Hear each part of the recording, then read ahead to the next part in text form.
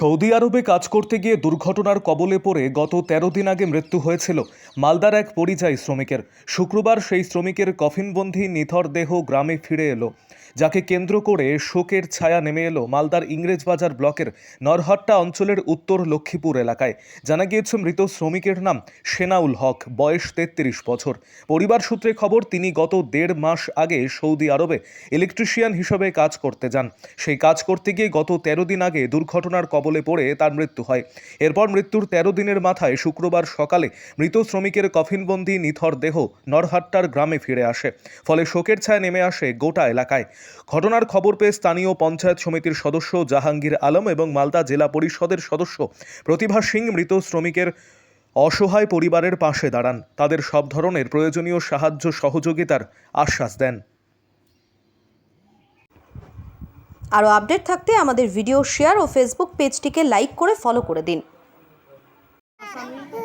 পেটের দায়ে কাজ করতে গিয়ে ওখানে গিয়ে কাজের মাধ্যমে গিয়ে কীভাবে কি রাঁচি খেয়ে আরাম হয়ে মারা গেছে। আজকে ১৩ দিনে বাড়ি আসলো, বাড়ি এসে মাটি হলো।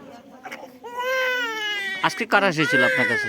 আজকে এসেছিলো এখানে মেম্বার গাড়ি এসেছিলো, কাজের কথা বললাম তো বললো কি চেষ্টা করছি, কোনো সাহায্য করার বললো কি করবো আমি, এগুলো বলে আশ্বাস দিয়ে গেল। আপনি কি চাইছেন? আমি একটা কাজ চাইছি, আমার দুটো ছোট বাচ্চা আছে, একটা 7 বছরের, একটা 2 মাসের। তো আমি একটু এতটুকু পড়েছি, তো আমাকে কোনো কাজ দিলে ভালো হবে, আমি বাচ্চা দুটাকে মানুষ করতে পারবো কোনো কাজ করে। আশ্বাস দিয়েছে? হ্যাঁ, আশ্বাস দিয়েছে। আমি ডিএলএড করেছি, বিএ পাস করার পর ডিএলএড করা আছে আমার। আপনার স্বামীর নাম? সেনাউল হক। আপনার নাম? জাকেরা বিবি। আপনার ছেলে মেয়ের নাম কত? আমার বড় ছেলের নাম মোদাসির হক, ছোট ছেলের নাম সুফিয়ান হক। এদের বয়স? বড় ছেলের 7 বছর আর ছোট ছেলে 2 মাস। এই মুহূর্তে সরকারের কাছে কি চাইছেন? সরকারের কাজ কোনো এতে ভালো কাজ পায়, বাচ্চা যেন মানুষ করতে পারে, ওভাবে যেন কাজের টাকা যেন হয়, ওইভাবে যেন আমি ওই কাজ চাই আমি। আপনি তো এর আগেই এখানে খবর করতে এসেছিলেন আপনার খবরের জেরে, এবং আমাদের রাজ্য তৃণমূল কংগ্রেসের যে মাইগ্রেন্ট ওয়ার্কারের যে চেয়ারম্যান রয়েছেন সামিরুল ইসলাম সাহেব, ওনার তৎপরতায় আমাদের ইন্ডিয়ান অ্যাম্বাসিকে দিয়ে খুব তড়িঘড়ি আমরা এই বডি আনার ব্যবস্থা করেছি। আপনারা হয়তো পূর্বের অভিজ্ঞতায় যেটা জানেন যে 2 মাস বা 3 মাসের আগে এই বডি আনা সম্ভব হয় না সৌদি আরব থেকে, কিন্তু আমাদের রাজ্য তৃণমূল কংগ্রেস এবং আমাদের মালদা জেলা তৃণমূল কংগ্রেসের সমস্ত নেতৃত্বের উদ্যোগে এবং তৎপরতায় আমাদের এই বডিটা আনা সম্ভব হয়েছে। আচ্ছা, আজকে আমাদের বডিটা আসার পরে এখানে প্রতিভা সিংহ আমাদের জেলা পরিষদের সদস্য এসেছিলেন। উনি আসার পরে পরিবারের সাথে কথা বলেছেন। পরিবারের যিনি ওনার স্ত্রী, মানে যে মৃত, ওনার স্ত্রী এখানে উপস্থিত ছিলেন। উনি বলেছেন আমি উচ্চশিক্ষিত এবং ডিএড করা আছে।